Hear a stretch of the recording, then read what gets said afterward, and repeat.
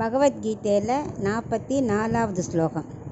உத்சன்ன குலதர்மானாம் மனுஷ்யானாம் ஜனார்தன நரகே நியதம் வாசோ பவதித்யனுசுஷ்ரும. இப்போ இதுக்குள்ள அர்த்தத்தை பார்க்கலாம். ஹே ஜனார்தனா, அர்ஜுனன் கூப்பிட்றான். பிறப்பு இருப்புகள் வெட்டி விடுபவன் நீ. ஆனால் என்னை நீ தூண்டி விடுறதுனால எகேன் பிறப்பு வந்துடுமோன்னு நான் பயப்படுறேன். யாருக்கெல்லாம் குலதர்மம் அழிஞ்சதோ அவர்கள் நரகத்தில் தான் தள்ளப்படுவார்கள். இப்பொழுது எங்கள் குலதர்மம் அழிக்கப்பட்டால் நாங்கள் அனைவரும் நரகத்துக்கு தானே செல்வோம். இந்த தவறை செய்தால் பாவங்களை தவிர்க்க ஒன்று பிராயச்சித்தம் பண்ணணும், இல்லைன்னா மனம் வருந்தி பகவான்கிட்ட மன்னிப்பு கேட்கலாம். இந்த ரெண்டும் செய்யாதவர்களுக்கு கண்டிப்பாக நரகம்தான் கிடைக்கும். இந்த ரெண்டையும் நான் செய்ய இயலாது. ஏன்னா எனக்கு தெரியும் நான் செய்ய போகிறது பாவம்தான்னு.